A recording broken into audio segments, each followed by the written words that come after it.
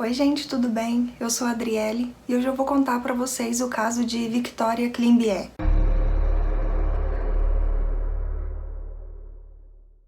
Victoria Climbié nasceu no dia 2 de novembro de 1991 em Abobo, na Costa do Marfim, África, filha de Francis Climbié e Berthe Amoissé.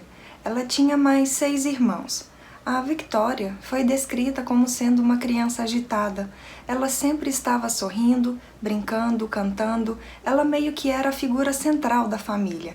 Ela sempre chamava a atenção por ser tão sorridente. Em outubro de 1998, a sua tia, de nome Marie-Thérèse Kouao, de 42 anos de idade, que morava em Paris, foi até a Costa do Marfim para poder ir ao funeral do seu irmão. Ela aproveitou essa viagem e foi visitar a família Climbié. Ela era tia do pai da criança. Durante essa visita, a Marie-Thérèse mostrou interesse em levar a Victoria para ir morar com ela em Paris, prometendo a ela condições melhores de estudo. A Marie-Thérèse não trabalhava. Em Paris, ela vivia apenas com o auxílio do governo. Apesar das suas condições financeiras, ela alegou que as escolas públicas lá eram ótimas e o que ela recebia seria mais do que o suficiente para ela e a criança viverem. Lembrando aqui que essa era uma prática comum na África. Quando a família era grande e não tinha muitas condições financeiras, elas aproveitavam qualquer oportunidade de algum de seus filhos ter uma educação melhor com algum parente ou amigo da família que tivesse condições financeiras melhores. Porém, levar uma criança para Paris já era a intenção da Marie-Thérèse. Inicialmente, ela iria levar uma criança de nome Ana. O passaporte dela já estava até pronto, mas a família dela acabou desistindo dessa ideia de última hora. Dessa forma, a Marie-Thérèse recorreu à sua própria família, convidando uma de suas sobrinhas para ir morar com ela. A foto do passaporte da Ana era um pouco diferente da Victoria. Foi necessário que ela utilizasse extensões de cabelo para poder ficar um pouco mais parecida com a foto que estava nesse passaporte. Por incrível que pareça, isso deu certo. E a criança viajou para outro país sem que ninguém questionasse se esse passaporte era falso. Dessa forma, em novembro de 1998, a Victoria, que na época estava com 7 anos de idade, foi morar em Paris com a sua tia. A Marie-Thérèse dizia a todos que não a conhecia que a criança era filha dela e que o nome dela era Ana Kouao, devido aos documentos falsos que ela estava usando. Em Paris, a criança foi matriculada na escola, porém em fevereiro de 1999, a escola emitiu uma notificação para crianças em situação de risco, porque a Victoria faltava muito às aulas e quando ela ia, ela ficava o tempo todo dormindo na sua mesa e não se concentrava. Ela também começou a usar peruca, pois tinham raspado a sua cabeça. Um assistente social foi designado para poder fazer uma visita para a família, porém ela não encontrou ninguém no endereço que foi passado a ela. Depois dessa notificação, a criança parou de ir à escola e ela e a sua tia foram despejadas de onde moravam porque não estavam pagando o aluguel. No dia 24 de abril de 1999, as duas meio que fugiram para Ealing, em Londres, e foram morar em um albergue, porque além de não terem mais aonde morar, a Marie-Thérèse estava com problemas com as autoridades francesas, devido ao benefício que ela recebia do governo. Ela devia muito dinheiro a eles, porque foi identificado que ela falsificava documentos para poder receber esse benefício. Nessa cidade nova, a tia e a sobrinha visitaram uma mulher de nome Esther Acker. Ela era parente distante da Marie-Thérèse, por parte de seu ex-marido. Durante essa visita, a Esther e sua filha notaram que a criança estava usando peruca. Ela também parecia muito pequena pela sua idade. Estava muito magra e era muito tímida. Ela falava apenas quando perguntavam algo a ela. A Esther chegou a retirar a peruca da criança e viu que na cabeça dela tinham algumas feridas. a Marie-Thérèse disse que ela tinha sofrido um acidente com água quente, no qual teria queimado a sua cabeça e que ela também tinha sarna. Para quem não sabe, a sarna é uma infecção parasitária contagiosa de pele que causa muita coceira, que pode causar feridas se não for controlada. A Esther acreditou nessa história, pois a criança na frente dela parecia até que feliz, e ela confiava na Marie-Thérèse. Pouco tempo depois, a Marie-Thérèse conseguiu um emprego em um hospital. Ela não matriculou a criança na escola, por isso ela ficava no albergue sozinha quase que o dia todo, até que ela conheceu no hospital uma mulher de nome Priscilla Cameron. Essa mulher aceitou cuidar da Victoria em sua casa enquanto a Marie-Thérèse estava trabalhando. Aos cuidados da Priscilla, a criança brincava, cantava, sorria. Ela realmente parecia muito feliz por estar lá. Porém, assim que a sua tia chegava para buscá-la, o seu humor mudava imediatamente. Isso fez com que a Priscilla começasse a desconfiar que existia algo bem estranho entre a criança e a tia/mãe, porque ela falava para todos, né? Inclusive foi o que ela falou para Priscilla, que a Victoria era filha dela. A Priscilla também chegou a perceber alguns ferimentos no corpo da Victoria, mas quando ela foi questionar a Marie-Thérèse sobre isso, ela disse que a criança gostava de brincar com objetos cortantes, por isso às vezes ela se cortava acidentalmente. Alguns dias depois, a Esther acabou encontrando a tia e a sobrinha na rua. Nesse momento ela percebeu que a criança estava com um machucado no rosto.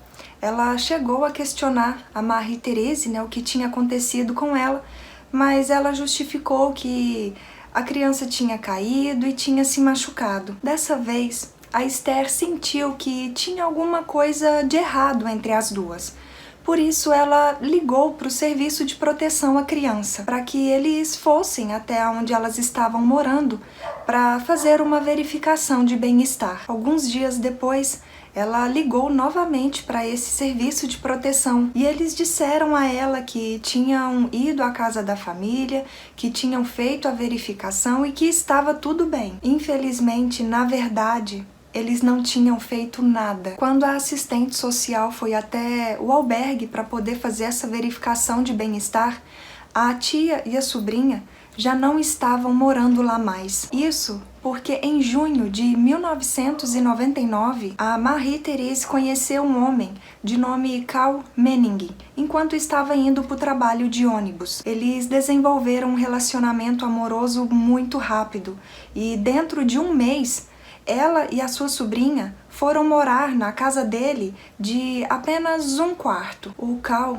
deixou bem claro para Marie-Thérèse que não gostava de crianças e não queria a Victoria morando com eles.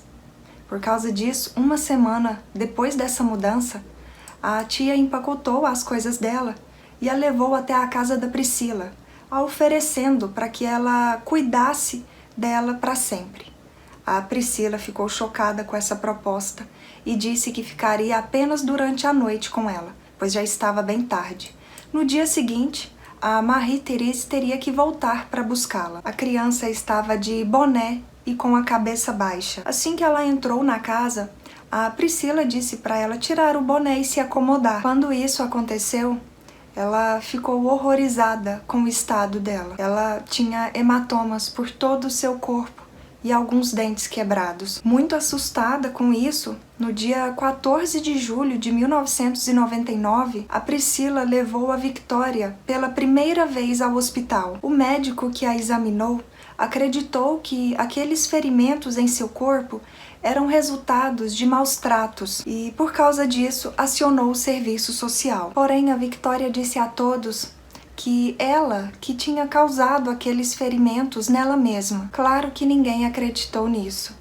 E no dia seguinte, a Marie-Thérèse foi chamada até o hospital. Ela então confirmou o que a sua sobrinha/filha tinha dito e também completou que aqueles ferimentos também eram resultado da sarna. Essa justificativa ficou ainda mais convincente quando uma médica desse hospital realmente diagnosticou a criança com sarna. Os médicos então acabaram aceitando essas explicações, mas mesmo assim o hospital decidiu alertar as autoridades de proteção à criança. A Victoria então recebeu alta e voltou para casa aos cuidados da sua tia. Uma visita chegou a ser agendada por uma assistente social, porém essa visita foi cancelada. Assim que essa assistente social ficou sabendo que a criança tinha sarna. No dia 24 de junho, a criança é levada a outro hospital com queimaduras em seu corpo. Os médicos de lá também suspeitaram que os ferimentos haviam sido deliberadamente infligidos. Por isso, eles também alertaram o serviço de proteção à criança. 2 assistentes sociais falaram com a Marie-Thérèse, mas ela justificou esses ferimentos dizendo que a criança tinha jogado água quente em si mesma no desespero por sentir tanta coceira por causa da sarna. Por causa disso, os médicos nesse hospital refizeram os exames nela e chegaram à conclusão de que ela não tinha sarna. Mesmo assim, ela recebeu alta para ir para casa aos cuidados da sua tia e do seu namorado. Como toda vez que a criança era levada até o hospital, o serviço de proteção era acionado, a sua tia começou a levá-la em igrejas, sempre dizendo que ela era sua filha e que estava possuída. Por incrível que pareça, os membros dessas igrejas acreditavam nessa história e apenas rezavam para a criança. Com tantas denúncias de maus tratos, uma outra assistente social foi designada para poder fazer uma visita à família. Porém, infelizmente, ela tinha acabado de começar nesse emprego e ela não tinha experiência com casos desse tipo. Todas as vezes que ela foi visitar a casa da família, ela falava apenas com a Marie-Thérèse e o Cal. Em nenhum momento ela chegou a conversar com a Victoria, principalmente a sós,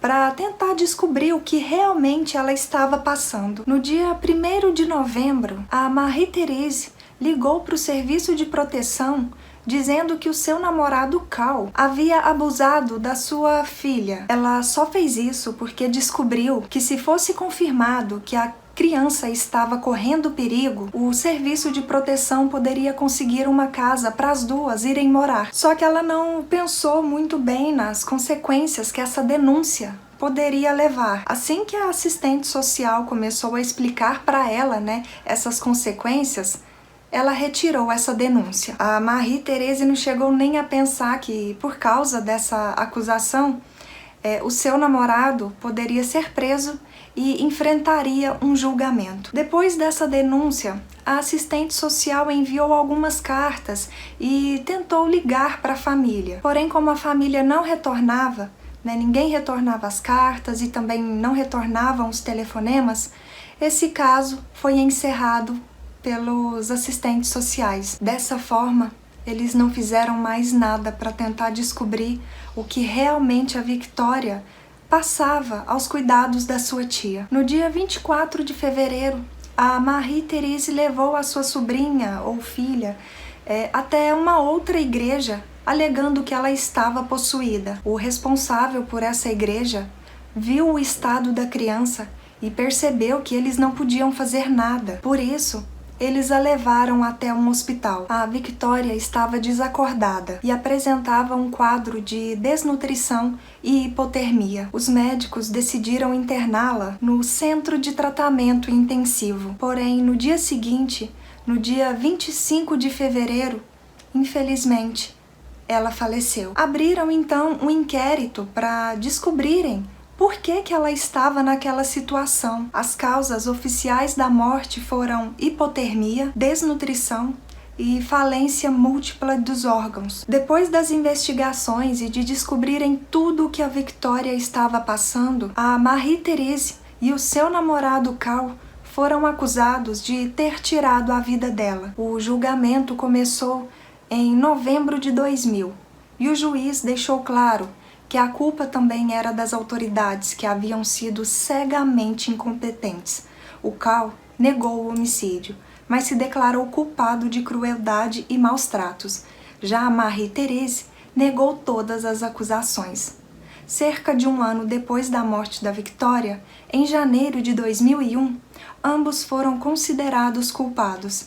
Eles foram presos e condenados à prisão perpétua por crueldade e homicídio culposo. Após esse caso, as partes envolvidas foram duramente criticadas. A polícia, o Departamento de Serviço Social, o Serviço Nacional de Saúde, a Sociedade Nacional para a Prevenção da Crueldade contra as Crianças e as igrejas locais haviam tido contato com a Victoria e todos haviam percebido os sinais de abuso. Porém, infelizmente, ninguém fez nada. Graças às investigações sobre esse caso, em 2014 foi criado na Inglaterra a Every Child Master, que é a criação da Lei da Criança. Também foi criado o projeto Contact Point, que é a criação de um banco de dados do governo para armazenar informações sobre todas as crianças em possíveis situações de maus tratos no país. Comentem aqui embaixo o que vocês acharam desse caso. Eu não entrei em detalhes de tudo que a Victoria passou, porque é bem pesado. E o intuito aqui do vídeo, o intuito do canal, não é chocar ninguém. Para quem quiser saber mais sobre esse caso, existem várias reportagens na internet, mas já deixo avisado, é melhor não pesquisarem. Até se você for pesquisar fotos, é claro que eu não vou colocar esse tipo de foto aqui no vídeo, mas existem fotos bem chocantes. Um caso lamentável, extremamente triste. A família da Victoria jamais imaginou que isso iria acontecer com ela. Eles se arrependem bastante do que fizeram, né? Mas como que eles poderiam saber, né? Eles confiaram na Marie-Thérèse.